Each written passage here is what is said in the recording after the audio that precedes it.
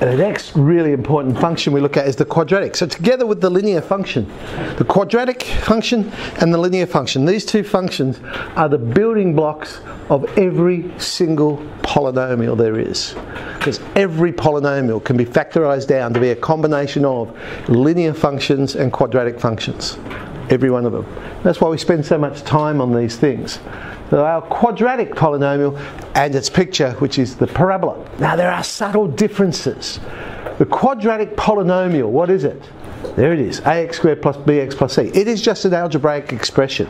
You'll notice there is no equal sign there. It's just an algebraic expression. This is a quadratic polynomial. Once we make it equal to another pronumeral, most commonly y, it becomes the quadratic function because now it has both an independent variable and a dependent variable. So now we call it the quadratic function. And then we have the quadratic equation, where instead of making it equal to another pronumeral, we make it equal to a number. Most commonly, of course, we see it equaling 0. But they're the subtle difference between the names of these things.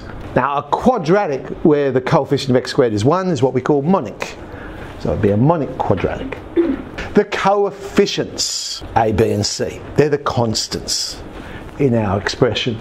Indeterminate, it's the x, it's the independent variable. It's indeterminate because we can't work out what x is by just looking at the equation. We can work out y because once we substitute an x in, we get a value. But the x, we call it the indeterminate. Roots. Again, there is a subtle difference between some of these things. What are the roots? Roots are solutions to the quadratic equation, as opposed to zeros, where zeros are the x-intercepts of the quadratic function. So the function has zeros, the equation has roots. They are, of course, exactly the same thing. Because how would you find the x-intercepts? You would solve the function equaling 0. So they are the same thing. And sometimes you get the words mixed around. You'll see people use the wrong word for them, but this technically is it. Zeros of the function, roots of the equation. Find the roots of this. They shouldn't say find the zeros of this. And we find the roots of this equation, and of course, wow, it's a simple little one. There it is. The roots are -1 and +1. Graphing them, well, we know it is a parabola, but just by looking at our equation we can get some key pieces of information. The first, the coefficient of x squared, a. Well, that's a parabola where a would be positive, or as we say, concave up. It's up, it's positive because look at it, it's happy, it's smiling. So we know it's a happy curve, as opposed to the sad curve. It's negative, so we call that one concave down. Okay. So that's what A tells us. B by itself doesn't really tell us a heck of a lot. So let's jump to C. C is the constant, just like in the linear function. In fact, in any polynomial, the constant number is the y-intercept. Because remember, you get that when you substitute in naught, all the other things disappear, you're just left with the constant. The zeros, or the roots, depending on what we're looking at, they are the x-intercepts of our parabola. Now, I said b by itself doesn't tell us a lot, but when we write it like this, minus b on 2a tells us an awful lot. That is the axis of symmetry of our parabola. Of course, we don't need to always use minus b on 2a. If we've already worked out the x-intercepts, well, then we know it's going to be the average of them, because it's a symmetric shape. It's got to be in the middle of the two x-intercepts. The vertex, well, it always lies on the axis of symmetry, so we can substitute that value in and we'll get the actual vertex of our parabola. So all good information we can draw by just looking at our quadratic. Now, the y value is the maximum or minimum value. So if they ask you what's the maximum or the minimum value of the function, it's the y value. Remember, maximum and minimum, how far up, how far down, that's talking about range. So that's the y value they're looking for, the y value. We're going to draw y equals x squared plus 8x plus 12. I'm not necessarily saying you would write all this information down, but for the sake of the example, I will. A is 1. Ooh, it's greater than 0. I know I'm looking at a happy parabola. It's going to be concave up. C is 12. Well, I will plot that. That's going to be useful. Y-intercept is 0, 12. Bang, there it is. Let's find our zeros. Solve this equation and we get -6 and -2. Let's plot those in. There we go. That means our axis of symmetry, minus b on 2a, is negative 4.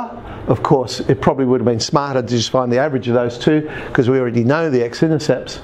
And that is, of course, negative 4. Again, I wouldn't actually draw that in, but that's just to highlight. There's our axis of symmetry. Notice, though, when I did draw it, I drew it with a dotted line. I did not draw a solid line, because whenever we're doing graphs, the dotted line says this is not included. This is not part of the solution.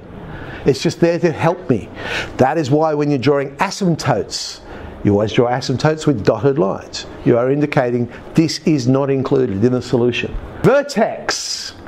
Let's sub in, and oh, it also turns out to be negative 4. So we can plot that. There it is, negative 4, negative 4.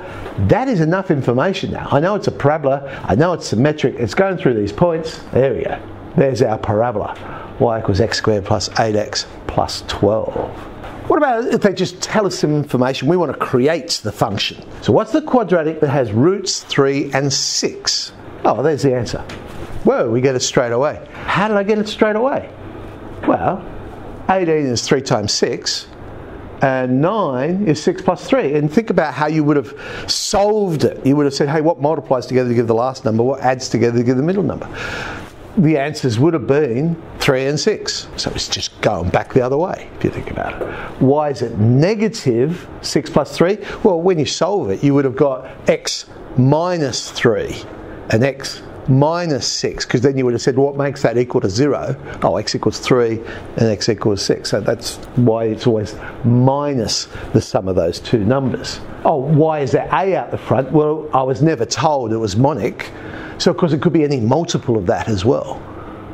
A could be anything. What makes this really useful is because if I've got something like this, I don't have to expand out, you know, x minus 3 minus root 2, x minus 3 plus root 2, and expand that whole thing out. That's a waste of time. It's monic as well, so I know I don't have a this time. Bang, there's the answer. Because using that same idea.